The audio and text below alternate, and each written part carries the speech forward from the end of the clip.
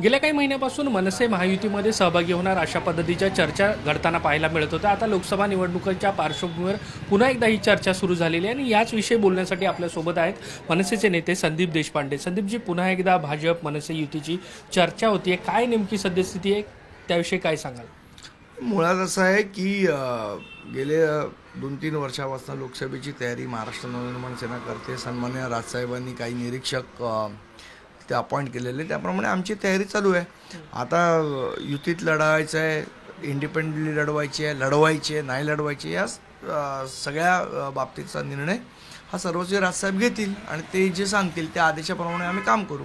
संदीपजी, एक माहिती मिळते त्यानुसार महायुतीने मनसेला 1 ते 2 जागा लढवण्याचा प्रस्ताव दिलेला आहे, त्याविषयी काय म्हणतात? नाही, मला त्याची माहिती नाही आहे की कुठला प्रस्ताव दिला आहे नाही दिला आहे। मला असं वाटतं त्या संदर्भात जी काय माहिती असेल सन्मान्य राजसाहेबांकडे असतील आणि ते त्याप्रमाणे महाराष्ट्राच्या हिताचा, पक्षाच्या हिताचा निर्णय घेतील, आम्हाला सांगतील, त्याप्रमाणे आम्ही काम करू।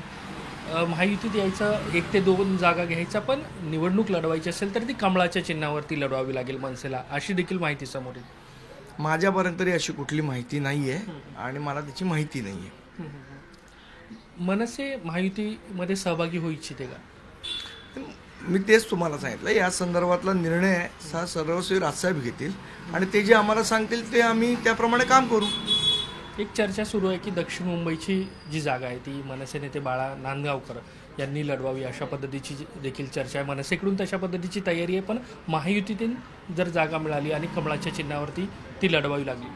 बघा, असं आहे, सन्माननीय बाळा नांदगावकर साहेब हे आमचे ज्येष्ठ नेते आहेत आणि ते दिल्लीत कुठल्याही माध्यमातून गेले, काय युतीतनं गेले किंवा आम्ही लढवून गेले, पण दिल्लीत जर नांदगावकर साहेब खासदार झाले तर आम्हाला आनंदच आहे, सर्व महाराष्ट्र सैनिकांना त्याचा आनंदच होईल। मागे मनसेचं एक शिष्टमंडळ जे आहे ते उपमुख्यमंत्री देवेंद्र फडणवीस यांच्या भेटीला गेले होते, भेट झाली होती आणि त्यानंतर या युतीच्या चर्चा प्रामुख्याने सुरू झाल्या होत्या। असं मुळात ती एक सदिच्छा भेट होती। त्या भेटीला नांदगावकर साहेब स्वतः होते, सरदेसाई साहेब होते। एक कॉर्डियल रिलेशन आमचं त्या पक्षाबरोबर आहे गेल्या 2-3 वर्षापासून, त्यामुळे आम्ही भेट घेतली होती। काल उदय सामंत यांची देखील आपली आणि आपल्यासोबत आपल्या पक्षातील काही पदाधिकारी त्यांची भेट झाली होती। आमचे मित्र अमय खोपकर यांनी यांच्या पत्नीने कॅफे चालू केलेलं, त्या कॅफेला ते भेट द्यायला आलेले, तिथे भेट झाली। पण नाशिकमध्ये जो मनसेचा वर्धापन दिन झाला, मेळावा झाला, त्यामध्ये राज ठाकरेंनी संयम ठेवण्यास सांगितला होता मनसे पदाधिकाऱ्यांना। त्या भाषणावरून राजकीय वर्तुळामध्ये वेगवेगळी चर्चा सुरू झाली की मनसे नेमकी लोकसभा निवडणूक लढवणार आहे का की नाही। तेच मी तुम्हाला सांगितलं, या संदर्भातला जो निर्णय आहे, आता आम्ही तर तयारी केली आहे, महाराष्ट्र सैनिक म्हणून आम्ही कुठलीही निवडणूक लढवायला नेहमी तयार असतो आणि आजही तयार आहोत, आमची तयारी चालू आहे। त्याच्या संदर्भात काय करायचं, लढवायची नाही लढवायची तर कुठल्या जागा लढवायच्या, याच्या संदर्भातला जो निर्णय असेल तो सन्माननीय राजसाहेब घेतील। ठीक, धन्यवाद ही सगळी बातचीत केल्याबद्दल। थोडी जर्नलिस्ट प्रमोद गरुडसह देवेंद्र कोलटकर, झी मीडिया, मुंबई।